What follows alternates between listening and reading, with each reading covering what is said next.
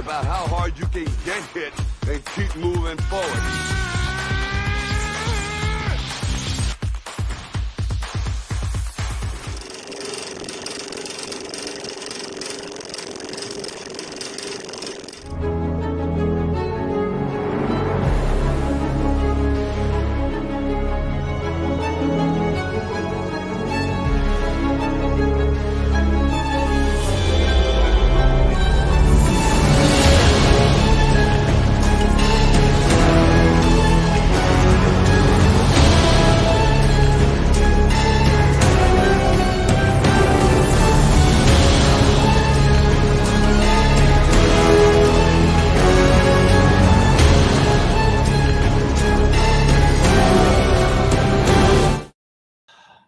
Lights, camera, action.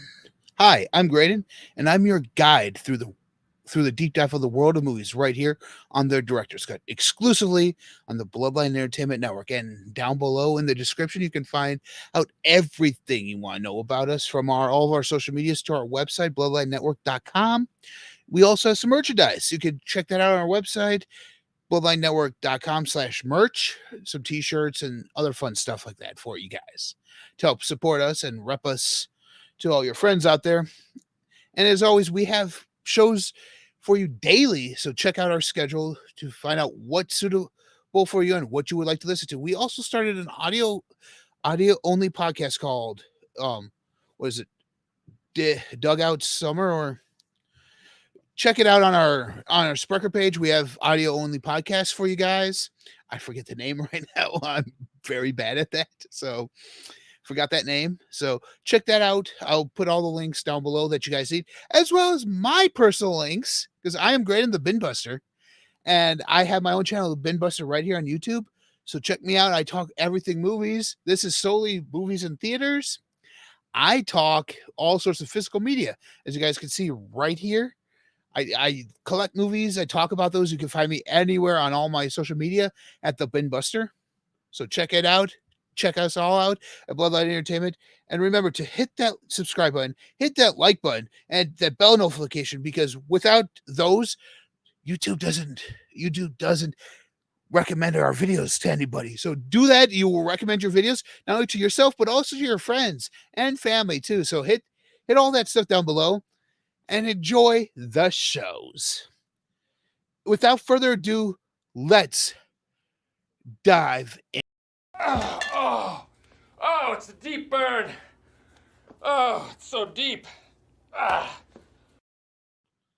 So today, as you guys see, I'm talking right down there, Indiana Jones and the Dial of Destiny, the 5th installment of the Indiana Jones franchise. And I'm, like usual, I'm going to give you a brief synopsis, give you guys the timeline of this franchise. Yeah, and it's a doozy of a timeline at that.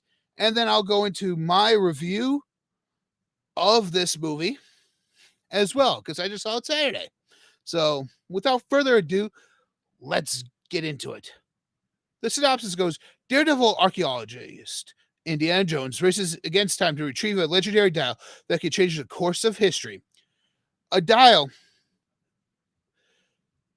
that at the very foundations could go through time. Accompanied by his goddaughter, he soon finds himself squaring off against Jürgen Voller, a former Nazi who now works for NASA. Okay, that's very interesting right there. He's trying to find a dial that can alter the course of history.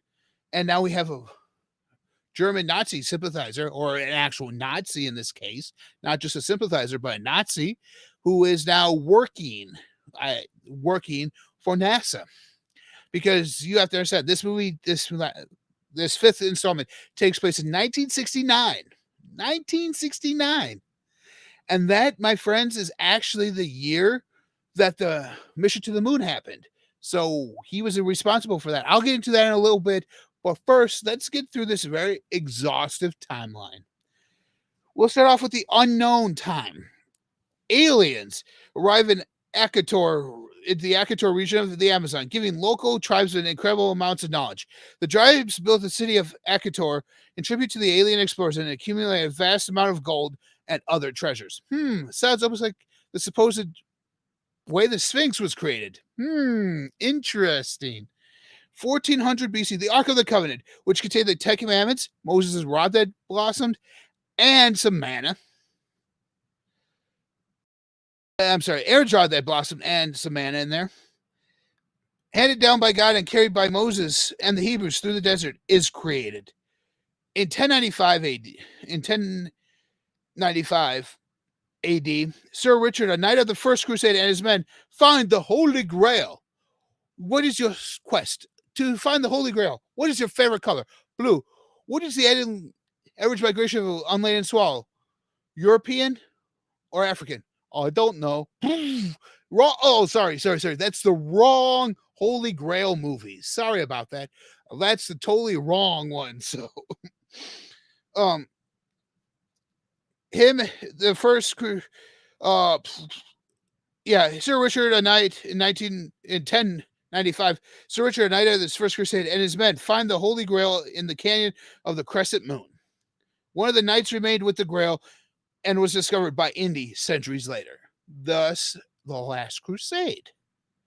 The first, that 1400 BC, was Raiders of the Lost Ark. Francisco de Orellana disappears looking for Akator. In 1546, 1872, Henry Jones Sr. is born in December 12th in Scotland. 1899, Henry Jones Jr., or otherwise known as Indy, is born on July 1st. He changes his name to Indiana during his childhood memory of his beloved dog. That's right. He names himself after his dog. From 1907 to 1920, as seen in the 90s prequel show, The Young Indiana Jones Chronicles, Indiana travels with his parents all over the world for his father Henry's work from the age of 8 to 21. During his continent-spanning travels, Indiana often finds himself wrapped up in a new mystery or adventure. Essentially, the Young Indiana Jones Chronicles laid the inverse foundation for the kind of thrill-seeking archaeologist he would eventually become. I included that in there because that helps explain Indiana Jones a whole lot more. Through that short-lived show, which I'll get to in a moment of why I think they should do that again. In 1912, Indiana has an encounter with a man in a Panama hat who attempts to steal a golden crucifix belonging to Coronado. During this encounter, he gets his famous chin scar after using a whip for the first time. His mother dies during this year, too. So now Henry Sr. is a single father, raising a thrill-seeking boy named Indiana. 1926, Indiana gets romantically involved for the first time with Marion Ravenwood, the daughter of his mentor, Abner Ravenwood. Yes, Indy's mentor's daughter, Marion, is the woman Indy loves and ends up with. 1935, Indiana Jones and the Temple of Doom happens. So all the events in that movie take place in 1935, which it's the second movie that came out, but it's a prequel of sorts to the one that happened in 1936, which was Raiders of the Lost Ark. So you see, Raiders of the Lost Ark happened. Movie was filmed first because it was more the compelling story. Then Temple of Doom happened, which actually set place before Temple of Doom. That's kind of why the characters in Temple of Doom took place before Raiders of the Lost Ark. That's why Raiders of the Lost Ark, the characters that are in there besides Indy, are not in Temple of Doom or vice versa. We don't know what happened to those guys. So they're all, that's why it's that way. So after Raiders of the Lost Ark, we get 1938's The Last Crusade. 1938 happened with The Last Crusade. 1957, Indiana Jones and the Kingdom of the Crystal Skull. So almost 20 years after The Last Crusade, we get the Kingdom of the Crystal Skull. And then 1969, 31 years after, 31 years chronologically after Indiana Jones and the Last Crusade, we get this movie. We get Indiana Jones and the Dial of Destiny. So 1969. I went through a little bit of the year of 1969. For those of you who haven't seen the movie, this gives you a brief, little bit more into the backstory of that universe. 1969. The Indiana Jones timeline continues in Indiana Jones and the Dial of Destiny, which is set 12 years after the Indiana Jones and the Kingdom of the Crystal Skull. We showed the movie shows a heavy American aesthetic from the 60s, including vintage cars and fashion. The anti-Vietnam War and Nixon protest posters and action sequences in the midst of a parade to celebrate the Apollo mission. The movie features key flashback sequences looking to a previous adventure India had during World War II, which sets up what he's looking for in the rest of this film and sets up our villains for the rest of this film. This includes a de-aging process on Harrison Ford, so that Indiana Jones having him take on the Nazis again, and it will end. This movie is the 5th and final movie of the Indiana Jones timeline. So now I'll get into my review of this movie. When I went in, it opens up. You see a guy with a bag over his head. I'm like, oh, that's how they're going to do it. They're just got a bag over his head to de-age him. But no, when they rip it off, you see it's Harrison Ford. Harrison Ford actually played the guy. He actually played himself in the de-aging process. They made his face look like his face in what was it, Raider in Last Crusade. So he looked like he was in Last Crusade. This was still during World War II, so they kind of had to make him look young. I didn't mind that because it was still the same actor. It's different if it was like Grand Moff Tarkin, Princess Leia. Those are different because those actors and actresses are dead and they're superimposing their faces on it. This was slightly different. Harrison Ford's still alive, still playing the role. They just de-aged him for these previous scenes, which I'm all fine for that aspect of de-aging process. So we get that, and we think that him and his buddy, he has a little buddy there that's with him, played by the guy who played Arnim Zola, Toby Russ. Yeah, awesome little side character here. A good friend of his, which sets up who his goddaughter is. This is the father of Indy's goddaughter. So they go on there and they think they're after the spear that pierced Christ's side. Find out it's a fake, and then a train run happens. So like Indiana Jones and John Williams score, which is fantastic plays. Indiana is running through the train, trying to keep one step ahead of the Nazis. They chase him. There's a turret on the train that actually spins around and starts shooting back. So Indiana and his buddy duck and shoots everyone in the back of the train out the train. That part was awesome. And so it stayed there. And so that helps them to escape. They escaped with one half of the Dial of Destiny, or Archimedes' dial. For those of you that don't know, Archimedes is a Greek scholar and philosopher who came up with a bunch of mathematical formulas and came up with the Archimedes dial, which pretty much in this movie states that you can set a spot in time and another spot in time and actually correspond those two spots in time together through fissures in time. And Indy's buddy finds this out, ends up driving him crazy. We don't know what happens. We know he just dies.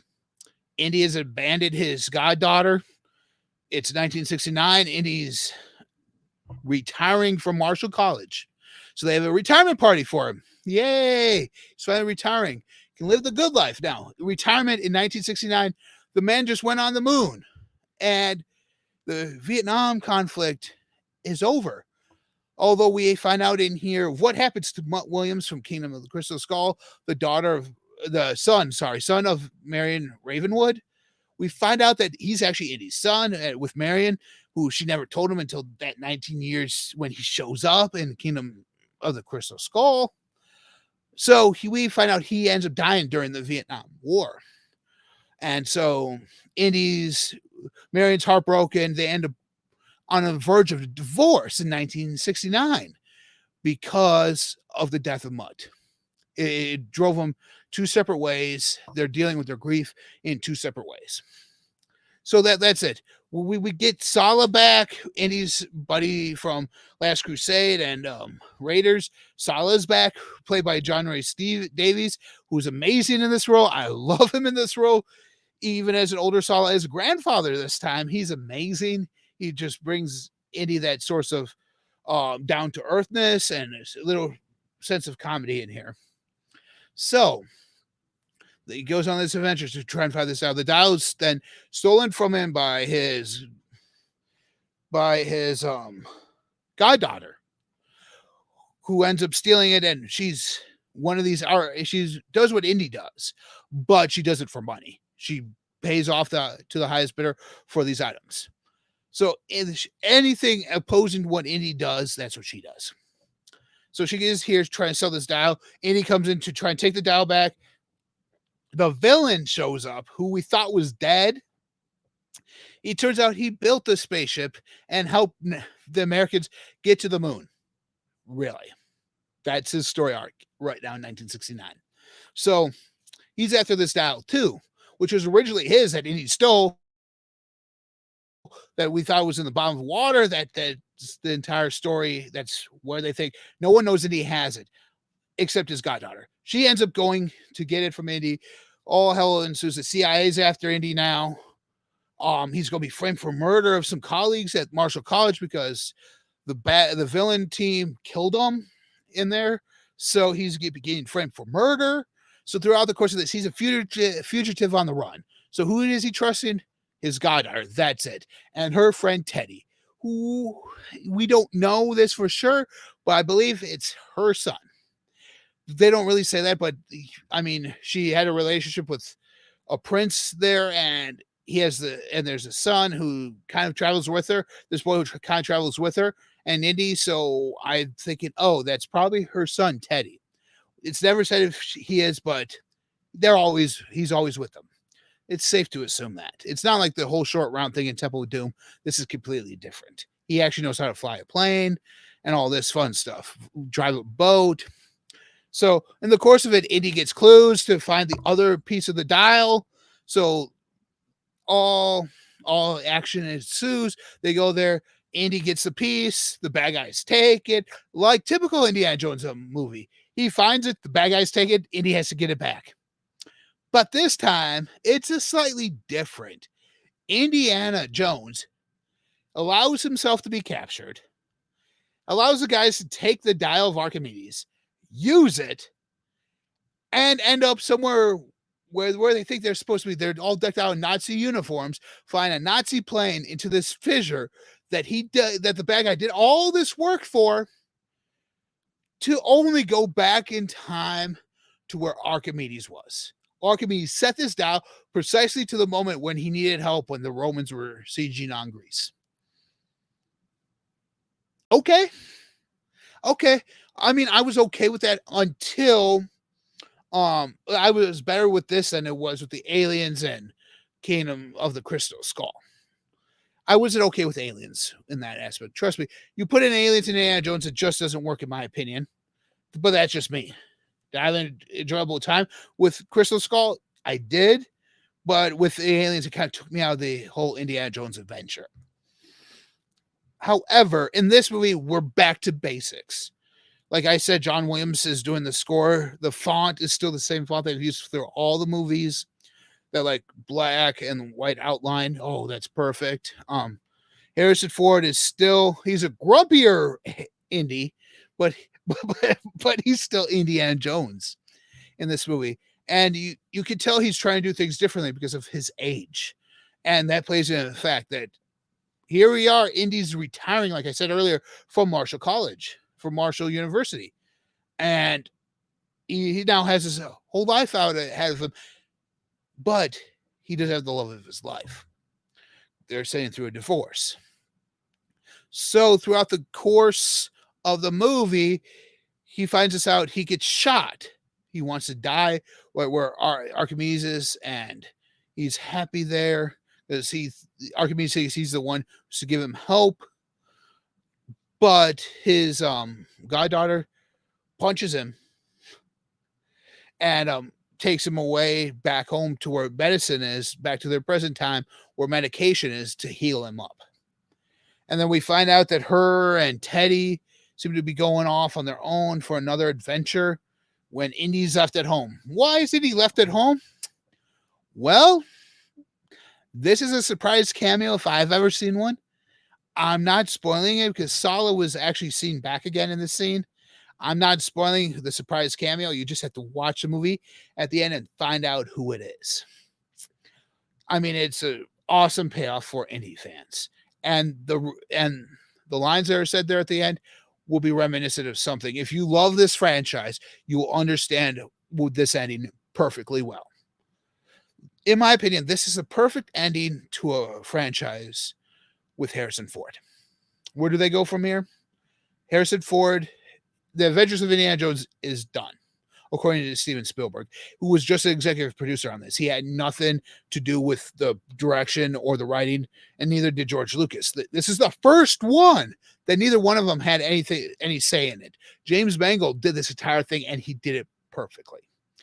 So, what does the future hold? I don't see him doing anything past 69 with Harrison Ford as Indiana Jones. But what you could do is, like I mentioned, the young Indiana Jones in here from the ages of 8 to 21. Give us that time when he was 21 years old until he becomes the professor at Marshall College. Give us that with somebody new as Indy and say, this is Indiana Jones' early career. Like from when was he, where was he here? 1920, he was 21.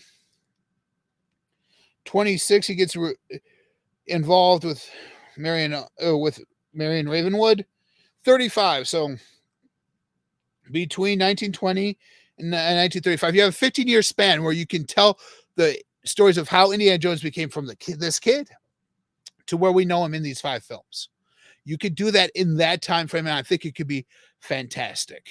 You could take some of the stuff that he was able to find in the Young Indiana Jones Chronicles and use that again, because not many people have seen that TV show, and the TV show is hard to get on physical, and it's nowhere to be found on streaming. So you can actually take that story arc and expound it to when he's between 21, that 14-year gap, 15-year gap. You can do it right then and there. That's where I see this franchise going, if they do any more, which I really doubt that they're going to do, because this last one seemed like a big send-off, not only to Harrison Ford, but to the entire world of Indiana Jones as well, which I am happy about, which I'm happy for. I hate seeing my beloved characters and movies that I love growing up being just dragged through the mud because they want to make money and make more money and make more money.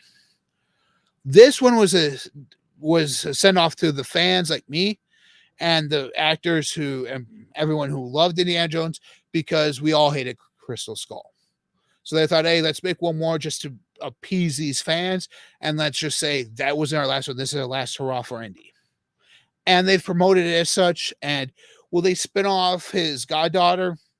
I don't think so. I mean, they were trying to spin off Mud from Crystal Skull, and look how that turned out. I mean, you have a bunch of different artifacts you can go with if you go backwards in time. If you're before World War II, you have stuff you could do with Indy, which would be great. How he became this renowned archaeologist, and how he became so renowned that he ended up as a professor at Marshall College. That's the story I want to know. The story I want to see. You might be there with me. You might not be there with me. So it's time for my rating. What will I give this? As you guys know, usually I do 0 to 3, like 0 to 2 and a 2.99 is usually too sour. It's a 2 sour. 3 to 3 and a 3 to like 4 is like a meh, and 4 to like 5, if I do 5 stars, is way to go, too sweet. So what I'm gonna go say is this. It's borderline for me, about 3.54. So I'm gonna give it 2 sweet, can't be beat. If you love Indiana Jones, you will love this movie as well. And it's a great fun time to be had at the movies if you're an action fan and Indiana Jones fan per se as well. Thanks for watching and diving into the deep cut with me. Oh, it's a deep burn. Oh, it's so deep. As you guys know, down below, like I said earlier, everything you need to know about the Bloodline Network is down below. Our merch, our website, bloodlinenetwork.com, all down below. So check us out. Also check me out. Greydon the Bin. Check me out as the Bin Buster on my YouTube channel. All that is also down below. Until next time, remember, there is more to these movies than what we see on the screen. I'm Greydon, and join me here next week as we deep dive into something that needs to be talked about. Deep dive into something that people and organ that people don't want to talk about because it's a hard subject to talk about. Join me here next week as I review and talk about The Sound of Freedom. What is this movie? Check out the trailers. I'm going to be posting the trailer, a link to the trailer on the director's Cut BEN Twitter page, as well as doing it on the website as well. So that trailer will be up here shortly. That's what I'm talking about next week. I hope everyone here has a great 4th of July. And remember, there's more to the movies than what we see on the screen. I'm Greydon. I'll be your guide through the films and their history right here on the Director's Cup. Have a happy and safe 4th of July. Bye.